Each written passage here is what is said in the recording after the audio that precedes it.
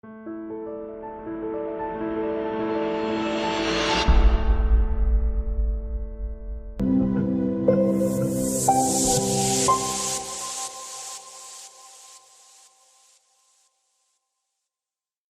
conocí la Marroquín cuando estaba empezando. En 1979 fue mi primer viaje aquí, invitado por Manuel Ayau, y un poco a hablar del tema de los escolásticos, de las raíces cristianas de la economía de mercado. Y me toca hablar de una de las personas que más valoraba a estos autores, a von Hayek, un autor muy prolífico, pero que también tiene ciertas facetas, porque sus ideas a veces han incentivado tanto a grupos libertarios como a gente de visión más conservadora. Y un poco para que sepan, el mensaje principal que le estoy dando es que en el mundo mucha gente ha aceptado, sobre todo los liberales, un lado de Hayek, el lado del defiende el orden espontáneo, la libertad y la razón, y se han olvidado del lado de Hayek, que enfatizaba los límites que existen en la razón y que los seres humanos aprendemos no solo por la razón y el raciocinio, sino también somos seres que evolucionan y las tradiciones, incluso la religión, son muy importantes y existe un enorme riesgo en olvidarse de eso. A Hayek lo conocí varias veces.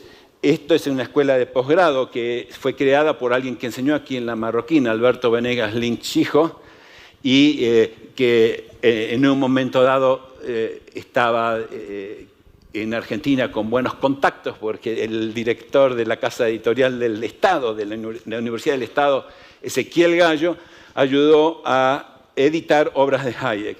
Y ahí Hayek me está dando un libro, nuevos estudios, ¿no? de él. Ahí estaba Venegas Lynch con Hayek y acá Venegas Lynch con Friedman. Este es el profesor que vamos a estar hablando, Hayek, ¿no? Profesor en la universidad en Inglaterra, en London School of Economics. Fíjense qué elegante, ¿no? el señor Hayek siempre. Aquí con su gran maestro von Mises, nombres conocidos para ustedes que tienen la biblioteca, haciendo el rol impolítico de estar fumando, pero gente muy educada. Para los que quieren adentrarse más en el pensamiento de Hayek, porque me voy a concentrar en un punto muy chiquito hoy, la Marroquín tiene en su sitio de UFM Media un programa de 2 horas de Hayek, el filósofo de la libertad, y yo soy el moderador. Así que íbamos a usar más de una voz, pero una tormenta de nieve muy grande, así que perdón por los pequeños errores. Me tocó hacer todas las voces casi sin ensayo, porque fui el único que apareció al estudio. Pero de vuelta, es casi de nivel de grabado, yo diría, como que asume un poco de conocimiento de Hayek. Este es el señor Fisher, que fue el que creó estos institutos. El señor Fisher era un empresario, venía de una clase, de las clases altas de Inglaterra, estudió en Eton y en Cambridge, pero cuando era muy jovencito, al papá lo mató un sniper, no sé cómo se dice en español, en Gaza, ¿no? Un francotirador, lo mató al padre. Tuvo que ser empresario de joven y en esos roles de empresarios, primero fue uno de los primeros que compraron un auto y empezaron a alquilarlo, y después trataron de hacer lo mismo con aviones, aprendieron a volar de jóvenes, pero cuando viene el nazismo y tiene la amenaza de que el mundo libre va a caer, tanto Fisher como el hermano se enlistan en la guerra contra el nazismo y lamentablemente el hermano muere en la batalla de Inglaterra, en la batalla aérea. Más o menos un poco después, Fisher lee un libro de Hayek resumido, había una revista que se llamaba Selecciones del Reader's Digest, lee la versión condensada de Camino de Servidumbre y con temor de que el socialismo va a tomar el mundo si no se hace algo, lo va a ver al señor Hayek en London School of Economics. Y Hayek le dice, primero Fisher decía, bueno, tengo que ir a la política, porque si nadie va a la política estamos muertos. Y Hayek le dice, mira, con el clima económico intelectual que existe hoy en día, primero tenés que cambiar las opiniones de la gente, porque si no, nunca vas a ganar, porque los políticos siguen la opinión de la gente. Entonces, ¿por qué no empezás un instituto y contratás a buenos economistas? Supuestamente Lord Harris y Arthur Sheldon eran los últimos dos economistas liberales que existían en Inglaterra. Para hacer una historia larga y resumirla, terminan creando un centro de estudios, el Institute of Economic Affairs, que empieza a cambiar la mentalidad de Inglaterra, gana Margaret Thatcher y empieza a cambiar el mundo. Esta es una clase que dio von Hayek, una conferencia en la Universidad de Salamanca durante una reunión de la Sociedad Mont Pelerin. Hayek siempre enfatizó el rol, importancia de tener buen diálogo con la religión. Y ahora voy un poco a entrar en el tema central de mi charla.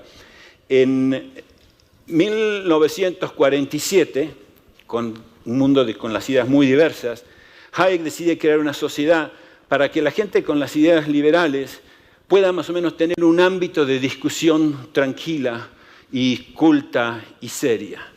Entonces creó un programa de casi una semana en una ciudad en Suiza, cerca de un lago. La ciudad se llama Mont Pelerin, el Monte de los Peregrinos. Había solamente un hotel y 15, 20 casas en esa ciudad. Estaba sobre una ciudad que se llama Vevey, donde está la sede central de Nestlé, esa compañía tan famosa, hay que ir en un funicular. La cuestión que llegan estas 50 personas, había gente de think tanks, había gente, algunos donantes, la mayoría eran académicos, ¿no? tipo Milton Friedman. Hayek, von Mises era un asiduo participante, también Wilhelm Röpke, de la economía social de mercado. Y esta sociedad, de la que Gabriel es miembro del directorio, Gabriel Calzada, así que felicitaciones. Esta sociedad hace eventos todos los años, cada 2 años es la reunión anual, este año se va a hacer en Gran Canarias, hace reuniones regionales también. El año pasado la regional se hizo el día del cumpleaños de Hayek en Corea del Sur, y entonces, coincidiendo con eso, decidí hacer este artículo. Y escribí también uno en Forbes sobre la cantidad de institutos que existen y cátedras que existen en el mundo nombradas en honor a Hayek. Son menos de las de von Mises. Y creo un poco porque Hayek era más pensante, no, los dos pensaban mucho. Hayek, porque yo estudié con un discípulo de von Mises. Von Mises es casi está más seguro de sus opiniones. Hayek, de vuelta, como les digo, hay gente que de un lado que lo toma, hay gente un poco del otro lado que lo toma. Y con Mises es casi como, no le quiero decir como Ayn Rand, que también es una autora a la que yo era muy asiduo en el pasado. Pero en fin, a Hayek ahora se ha empezado a crear todo un grupo, un movimiento de gente que le presta mucha atención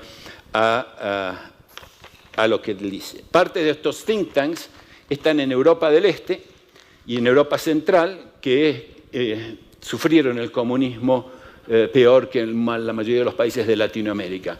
Y es allí donde estamos viendo ahora algunos surgimientos de un nuevo populismo, que a mi juicio surge por las cosas que dijo Hayek en esa primera reunión en 1947. Y así que ahora quiero un poco leerles las cosas que dijo. En el primer discurso de Hayek, donde había una sesión totalmente dedicada al tema de religión y libertad económica, Hayek advirtió sobre un racionalismo intolerante y feroz que en particular es responsable del abismo que sobre todo en el continente europeo ha llevado durante varias generaciones a la mayoría de las personas religiosas del movimiento liberal a posiciones verdaderamente reaccionarias en las que se sentían cómodas. Dice, estoy convencido de que a menos que se pueda llenar esta grieta entre las verdaderas convicciones liberales y las religiosas, no hay esperanza de un resurgimiento de las fuerzas liberales. 1947, Hayek dice que si los partidarios de la religión y los liberales no pueden trabajar en conjunto, no hay posibilidad casi de sociedad libre. Mises dice algo parecido en uno de esos libros. ¿No? ¿Podrían las opiniones de Hayek de que los verdaderos liberales y las personas religiosas necesitan comprenderse y trabajar juntos ser una forma de bloquear la llegada y la consolidación en el poder de posiciones verdaderamente reaccionarias? Porque hemos visto, o sea, hay posiciones a veces a veces contrarias a la libertad en algunas de las políticas que se están aplicando hoy en Hungría, en Polonia y en otros países del centro y el este de Europa. De vuelta, hacen unas cosas buenas, pero algunas cosas malas. Hayek fue un gran admirador, parte de sus ideas las sacó de Alexis de Tocqueville, que vivió en la primera mitad del siglo XIX. Tanto es así que el nombre que él quería ponerle a la Mont Pelerin era Acton Tocqueville, era el nombre que él había elegido. Lamentablemente, bueno, no sé si lamentablemente, los chicagenses, el grupo ateo dijeron de ninguna manera vamos a llamar a una sociedad liberal en honor a dos católicos historiadores muertos, ¿no? Entonces, para no seguir peleándose, eligen el nombre del lugar donde estaban reunidos, el Mont Pelerin Society. En Lord Acton, ustedes saben, es la famosa frase, el poder tiende a corromper y el poder absoluto corrompe absolutamente, y el Instituto Acton está nombrado en honor a él. La opinión de Hayek acerca de la necesidad de encontrar un terreno común entre los amantes de la libertad y la religión es muy parecida a lo que escribía Tocqueville. Ahora le voy a leer a Tocqueville. Dice: lo que más y siempre me asombra de mi país, Francia, especialmente estos últimos años, es ver, por un lado, hombres que valoran la moralidad, la religión y el orden, y por otro, hombres que aman la libertad y la igualdad de los hombres ante la ley. Continúa Tocqueville.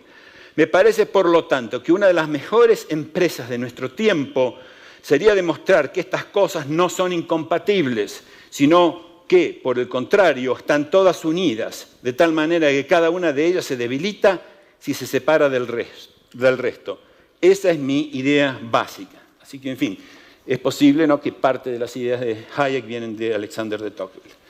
Durante su carrera, Hayek volvió a hablar de este tema. Casi cada década hablaba del tema, ¿no? Su comprensión de que hay verdades acerca de la libertad humana que adquirimos a través de fuentes distintas de la razón lo hacía respetuoso de las tradiciones religiosas. Quizás el momento cumbre de la historia de Hayek, y cuando lo conocí venía de una depresión, en el sentido porque pensaba que el mundo socialismo iba a ganar, ¿no? Era la época que el socialismo se consideraba ganador. En Estados Unidos teníamos a Carter, en Alemania teníamos a Helmut Schmidt, la gente se estaba yendo del dólar, teníamos una inflación altísima en Estados Unidos. Carter decía hay que acostumbrarse a un mundo más pobre. Pero sale Hayek de esa depresión y se gana el premio Nobel, así que eso fue fantástico. Pero repite nuevamente en el premio Nobel lo que es la tesis de mi charla de hoy, ¿no? Se dirigió a planificadores centrales y expertos en política, a sus compañeros economistas, para advertirles sobre los peligros de una ingeniería social a gran escala. Todos los libertarios o los liberales continentales tienden a estar de acuerdo en este punto, pero muchos tienden a olvidar el otro Hayek, al que habló sobre el conocimiento que se adquiere a través de la tradición, la religión y otros medios no racionales. Entonces, como hoy, los promotores de la libertad humana estaban divididos en temas de fe y libertad, y yo creo que esa división ha sido muy costosa y sigue siendo costosa. Esto es lo que escribió sobre este tema Hayek en ese discurso. Y creo que es importante que comprendamos plenamente que el credo liberal popular, más en el continente y en América que en Inglaterra, contenía muchos elementos que por una parte llevaban a muchos de sus partidarios directamente a las puertas del socialismo o del nacionalismo, y por otra parte convertía en adversarios a muchos que compartían los valores básicos de la libertad individual, pero que eran rechazados por el racionalismo agresivo, que no reconocía más valores que aquellos cuya utilidad podía ser demostrada por la razón individual, y que suponía que la ciencia era competente para decirnos no solo lo que es, sino también lo que debería ser. Ahora, dentro de un rato, voy a hacer hincapié en este tema, porque Hayek, como los austríacos, pensamos que hay un aspecto de la ciencia que es no normativa, una cosa, ¿no?, que no hace preguntas sobre bien o sobre mal. Si imprimo más dinero, ¿cuál va a ser el impacto en los precios o en el interés es distinto de si ese esfuerzo es bueno o malo. Juicios de bueno o malo pertenecen a la ética. Juicio de causa-efecto no normativo pertenecen a las ciencias positivas. Y le parecía a Hayek peligroso pensar que la ciencia no normativa puede dar criterios de deber ser. También podemos encontrar la misma presunción hoy en algunos del bando progresista. Este bando incluye a personas de diferentes inclinaciones políticas, de izquierda, centro-derecha y libertarios. Ellos son los únicos que pueden definir lo que debería ser las reglas morales de un mundo políticamente correcto. Si los que tienen fuertes opiniones religiosas llevan sus puntos de vista a la escena política y cívica, los progresistas se rasgan las vestiduras y corren a Bruselas y previenen que esa persona ocupe un cargo, a veces. Por eso, pero se empezó una rebelión en contra de este tipo de actitud, y uno por ser católico no puede ocupar altas posiciones en el gobierno europeo. Durante la década de 1940, Hayek vio que el problema estaba enraizado en un falso racionalismo que ganó influencia en la Revolución Francesa y que durante los últimos 100 años ha ejercido esa influencia principalmente a través de los movimientos gemelos del positivismo y el hegelianismo. Esto es Hayek, no es Alejandro. Él vio estas fuerzas racionalistas, y ahora lo cita Hayek de vuelta, la expresión de una ubris intelectual que es lo opuesto a esa humildad intelectual que es la esencia del verdadero liberalismo y que trata con respeto a aquellas fuerzas sociales espontáneas a través de las cuales el individuo crea cosas mayores de las que él conoce. Esto es el discurso de vuelta de la Mont Pelerin, 1947, cuando lo crea Hayek. Interesante lo de la humildad. Yo tengo el privilegio de ser el primer presidente latino de la Sociedad Filadelfia. La primera persona que habló en la Sociedad Filadelfia fue Hayek, Ian Fisher, abrió el presidente de Atlas luego. Y después habló Friedman, y lo puse en mi página web y está grabado. Y Friedman, ¿saben cuál era el tema? La filosofía, la libertad desde el punto de vista filosófico, y se enfocó en la humildad como el valor principal. Son 15 minutos que les recomiendo escuchar Friedman hablando sobre la humildad como algo que nos tendría que distinguir a nosotros los liberales y los libertarios, ¿no? Si le preguntan a los que no estamos en este cuarto, ¿no? ¿Qué adjetivo usan, ¿no? Para definir un libertario, ¿no? ¿Es la humildad, la arrogancia? Pregunten, la cuestión es que tenemos que ser seres sociales, más sociales para poder tener más efecto en la sociedad.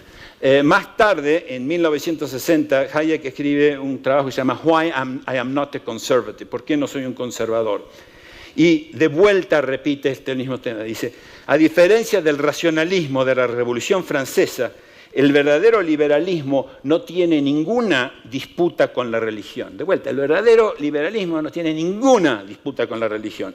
Y deploró el antirreligionismo militante y esencialmente iliberal que tanto inspiró al liberalismo continental del siglo XIX. Dice, lo que distingue al liberal del conservador es que, por profundas que sean sus propias creencias espirituales, nunca se considerará con derecho a imponerlas a los demás, y para él lo espiritual y lo temporal son esferas diferentes que no deberían ser confundidas. Es un tema difícil para dar una tesis, ¿no? Porque es difícil separar lo espiritual de lo temporal.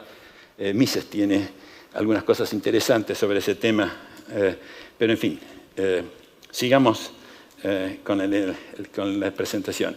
En 1966, 6 años después, en un artículo que presentó en la Mont Pelerin en Tokio, escribió de nuevo sobre una especie de liberalismo que era compatible con las creencias religiosas y que a menudo se ha sostenido, incluso ha sido desarrollado por hombres que tienen fuertes creencias religiosas. Y criticó nuevamente el liberalismo continental, que siempre ha sido hostil a toda religión y políticamente en constante conflicto con las religiones organizadas. Esto de vuelta son citas textual de Hayek.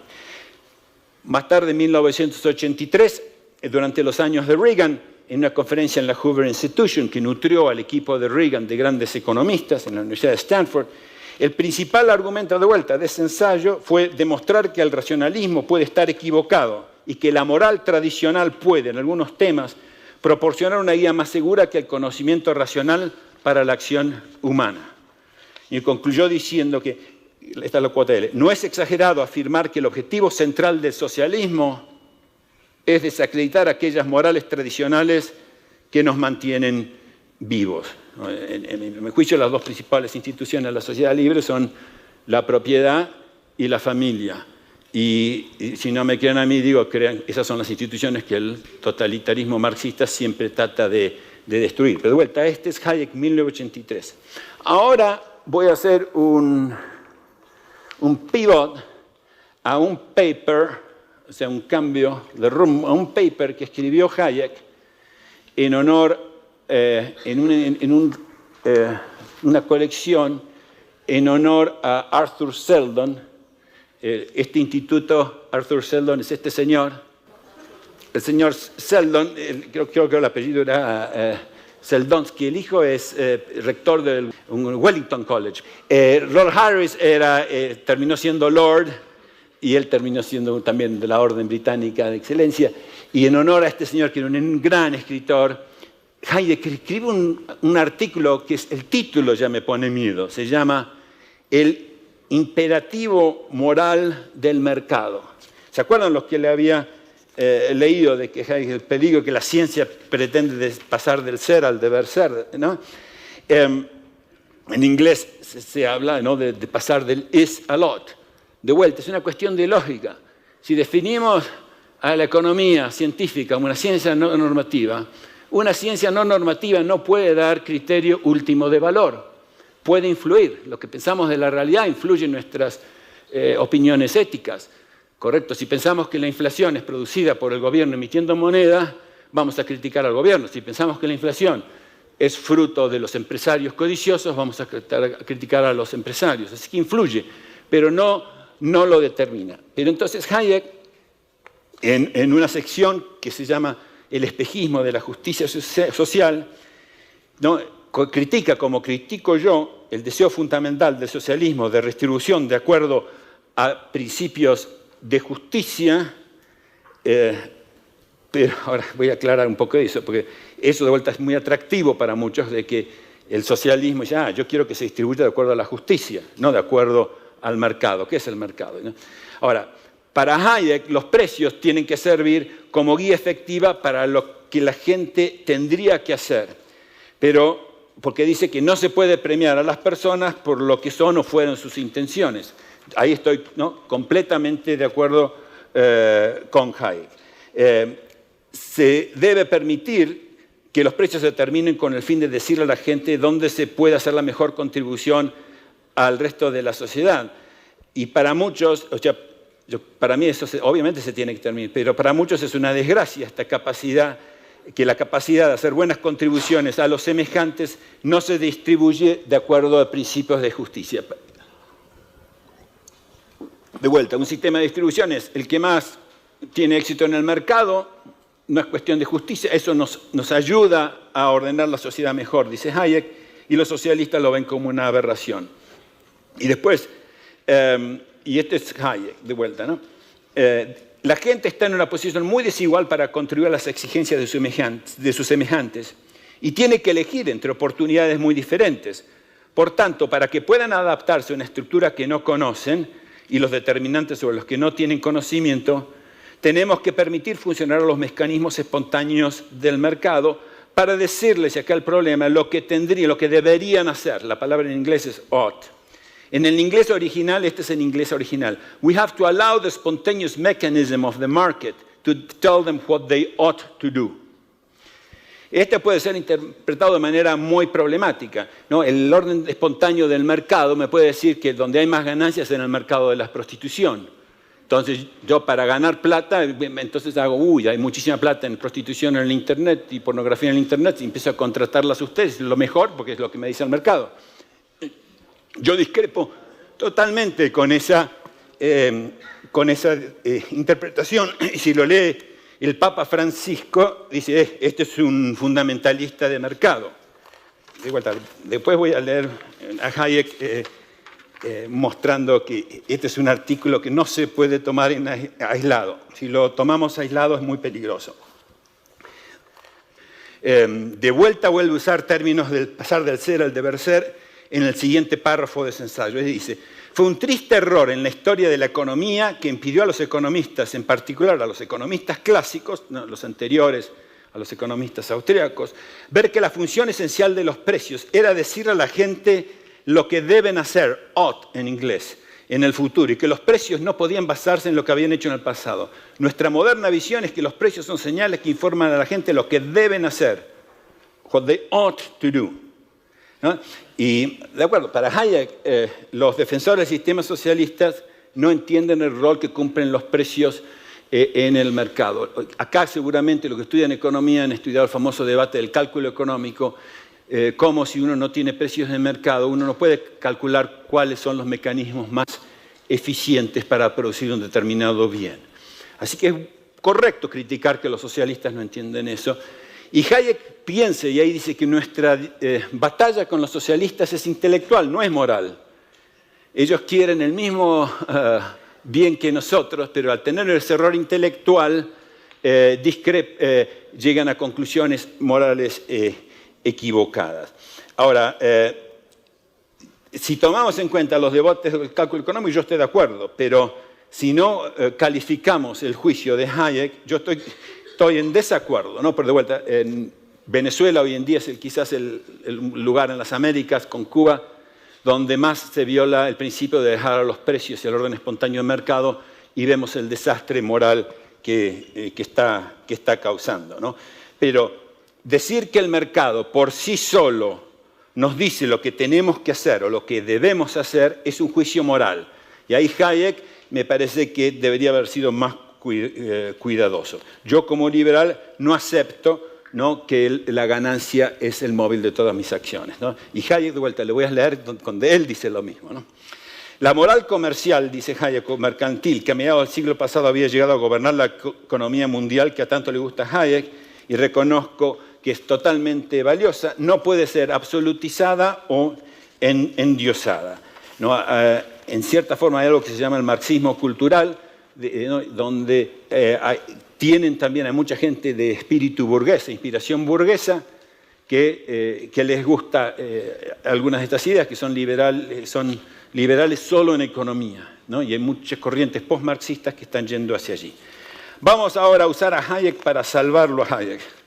Y esto, la traducción en español se la demos a Guatemala, porque unos pocos años desde que salió este artículo, en 1962, el artículo se llama El elemento moral de la libre empresa, Hayek es más normal, vuelve a decir algunas cosas que les he dicho y nos dice claramente que el motivo económico no es el único que nos tiene que guiar. Pero fíjense que sigue diciendo la importancia de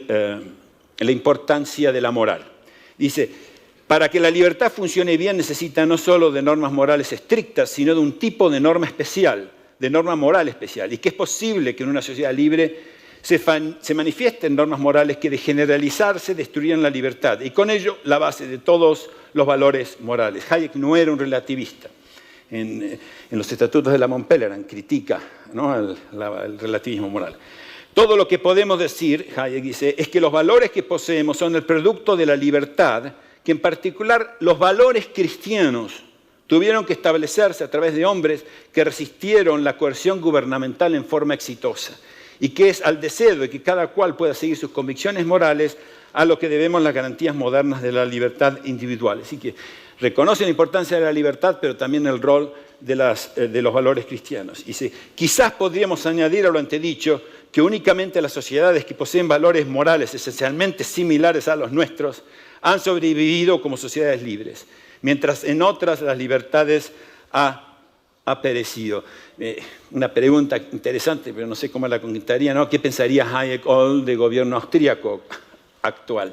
¿No? Que de golpe en Europa hay un debate grande sobre el influjo de culturas que no tienen estos mismos valores que ha tenido el cristianismo y la sociedad occidental. Todo esto motiva el argumento contundente del por qué Hayek es tan importante que una sociedad libre se funde sobre fuertes convicciones morales y por qué, si deseamos conservar la libertad, además de la moral, deberíamos hacer todo lo posible para diseminar las convicciones morales apropiadas. No es relativista, Hayek. Pero lo que más me preocupa es el error de que los hombres deben primero ser buenos para que después les sea concedida la libertad. En el lado, sí, quiero decir que solo la derecha o la izquierda también, a veces, ¿no?, hacen un error lógico. Dicen, mira, no podés nadar y no podés meterte en el agua si no podés nadar. Y no podés aprender a nadar si no podés meterte en el agua. O sea, hay que saber correrse el riesgo de la libertad. Bastiat termina, ¿no?, su libro de la ley. Vale la pena correrse el riesgo de la libertad, pero tenemos que saber que necesita un marco moral detrás. Dice, para él, básicamente, empieza a hablar de importancia de dejar que la remuneración la determine el mercado, ¿correcto? Como una de las reglas morales. La otra regla moral que él defiende es la de responsabilidad. En sociedades donde nadie es responsable y se evita que la gente sea responsable de sus decisiones, piensa que nunca van a poder ser libres. Pero sobre la remuneración, de acuerdo al mercado, él dice que es inevitablemente distinta del mérito moral que le conferimos. Lo reconoce. Esto, yo creo, constituye la fuente principal del descontento con el sistema de libre empresa y del clamor por la justicia distributiva, ¿no? ¿Por qué esta cantante o este artista gana millones, o esta persona que trabaja en el mundo de las inversiones de golpe tiene miles de millones y hay tanta pobreza? Él dice, no es honesto ni efectivo el negar que existe tal discrepancia entre el mérito moral y la estimación que una persona puede obtener por sus acciones, y por aparte el valor de los servicios por los cuales se le remunere. Nosotros mismos nos colocamos en una situación enteramente falsa, somos hipócritas si tratamos de encubrir este hecho o si tratamos de disimularlo. Y tampoco tenemos que hacerlo. Así que él reconoce, mucha gente gana muchísima plata, para él no tiene mérito moral, y viceversa. Gente que tiene mucho mérito moral gana muy poca plata. Y termina diciendo, dice, tanto los individuos como las comunidades, esto es clave, tanto los individuos como las comunidades pueden dedicarse a otras cosas cuando ellas la consideren de mayor importancia que el progreso material. Así que no solo que no hay que seguir con voz ciega lo que dice el mercado. Dice, ciertamente no es mediante un esfuerzo de procurar que todo mérito sea correspondido por una retribución material, sino únicamente por una franca admisión de que existen otros y frecuentemente más importantes objetivos que el triunfo material. Es de Hayek. Existen otros y frecuentemente más importantes objetivos que el triunfo material, que podremos prevenirnos contra convertirnos en demasiado materialistas. Es una parte, porque dice, sí, nos podemos convertir en materialistas en un mundo muy opulento. Y termina diciendo este ensayo, no debemos confundir la eficiencia en proveer medios con los propósitos para los cuales los sirven. Una sociedad que no tiene más norma que la eficiencia ciertamente desperdiciará esa eficiencia. Así que la eficiencia no puede ser la norma que nos guía. Estoy de acuerdo, entonces, ¿no?, que con Hayek el mercado o la libre economía nos lleva a un crecimiento sin precedentes. También, pero el cambio en los métodos de producción a veces ha llevado, y según Hayek, ha llevado a que la gente no entienda el proceso económico y de dónde vienen las riquezas. Y por eso acá yo creo que en esta universidad es una de las pocas donde se le presta enorme atención a entender de dónde vienen las riquezas. Y dice Hayek, este desarrollo coincidió con la difusión de una nueva filosofía que enseñó a la gente que no debe someterse a ningún principio de la moral que no pueda ser justificado racionalmente. Así que de vuelta Hayek piensa, no, hay cosas que van más allá de la razón. El sistema de precios se puede explicar con la razón, pero hay otras cosas que es más difícil. Y dice, y el problema se agudizó por el hecho de que un gran número de personas no aceptasen los principios morales que constituyen la base del sistema capitalista. Estaba apoyado por una nueva tendencia intelectual que les enseñó que estas costumbres no tenían justificación racional. Entonces, cuando entran en debate con socialistas, se esfuerzan en mostrar que no hay absolutamente ninguna razón para tener esta distribución de acuerdo a los precios. Simplemente lo que está enseñando Hayek es la única forma que sabemos dónde podemos invertir. Aquí en Salamanca, y también en el premio, cuando le dieron el premio Nobel, Hayek alaba a los escolásticos tardíos y a la escuela de Salamanca, porque cuando venía la discusión de cuál es el precio justo, ellos decían, no, nunca puede ser con un precio matemático, solo Dios puede saber cuál es el criterio último de justicia. Y entonces ellos defendían el precio de mercado, sin monopolio, sin fraude, sin coerción, hablaban de la estimación común para determinar los precios. Siempre, ahí tengo la foto, la última foto que me saqué con Hayek. Digo, bueno, en fin, para terminar ahora sí, aunque ha habido periodos de crecimiento económico en el mundo, ¿no? Antes, el mayor salto en la civilización se dio, a mi juicio, a fines del siglo XVIII y a lo largo del siglo XIX, y donde esos periodos, las élites intelectuales empezaron a promover sistemas e instituciones que no solo reconocían el individualismo y la inteligencia, sino también, y la libertad, pero sino también estaban abiertos a los aspectos religiosos, sociales y espirituales del ser humano. De vuelta, estoy encantado de estar en Acton Institute, pero creo que la mayoría de nosotros, como seres racionales, con los problemas serios que tenemos, ¿no? Tanto de ingeniería como de vida personal, como de sociedad, tenemos que recurrir más que nada a la razón, ¿correcto? Porque es básicamente ese don que solo los seres humanos tienen. Pero creo que hay otras fuentes de conocimiento y creo que la única forma de evitar que gente que valora los valores conservadores y la religión y la moral no se acerquen a grupos verdaderamente reaccionarios es trabajar con una visión del ser humano más completa, y creo que Hayek fue una de las primeras personas en el mundo liberal en hacer hincapié del valor de la moral, la tradición y la religión como complemento a veces de lo que aprendemos por medio de la razón. Así que bueno, muchas gracias por su atención.